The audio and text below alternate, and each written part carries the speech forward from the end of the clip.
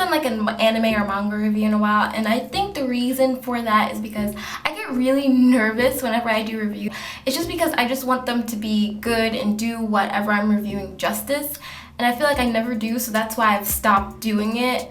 And I kind of want to get back into it because I do like to do reviews, and I do like to hear other people's feedback and give people ideas of what new shows or what new manga to read or watch. Without further ado, I thought the perfect manga to be reviewed would be one of my all-time favorites, I think. I haven't finished it yet, but it's up there. It's up there, okay. And that is Orange by Takano Ichigo. This manga is a slice of life / shoujo manga, but it's not your typical average everyday slice of life shoujo manga. While it does have its little stereotypical moments, it is definitely not your run-of-the-mill shoujo.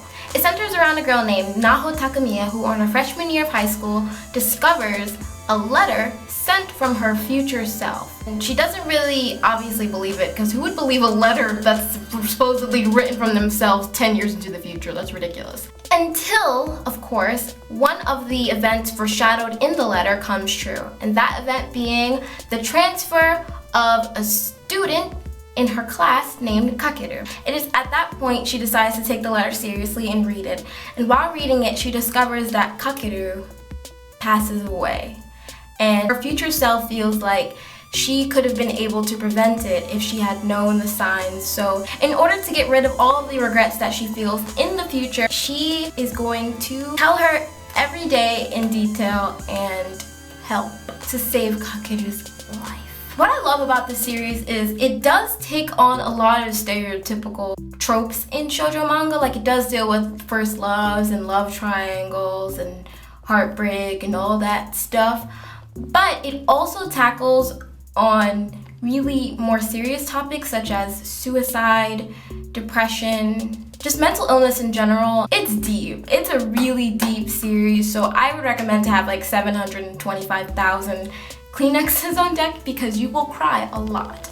It's also really relatable, especially for someone like me. Like, I personally can relate to Kakeru because we find out, it's not really a spoiler because you find out within the first 2 or 3 chapters that his mother passes away from suicide and he blames himself for it, and this story is so heartbreaking. Another thing that I love about this series is the friendship aspect of it. I just really love the characters that Kakeru and Naho end up having. Like, they are so awesome. Like, you're gonna be like, can I have these friends? Like, can I have these friends like right now? Like, can they be my best friends? No, they're cartoons? Okay. One of my other favorite things about this series is the artwork. The artwork is so pretty. It's initially what drew me to read it because I'm just a sucker for nice artwork. I mean, who isn't?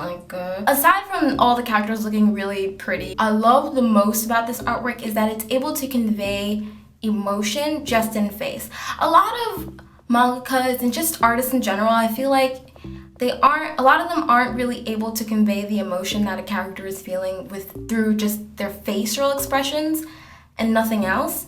And this one is one of the few that is able to do it to a T. Instead of like the whole love triangle where they have like, you know, the stereotypical love triangle where like the guy that you're like, obviously you should go for him, but then you have like the bad boy where you're like, eh. In this one, they're both really good guys. Like, they're both perfect matches. And it's awesome because instead of the 2 boys competing with one another, I like how they're working together. And I think it's really cute. But yeah, if you're looking for a new manga to read, definitely give Orange by Takano Ichigo a try. You will not regret it. Okay, bye!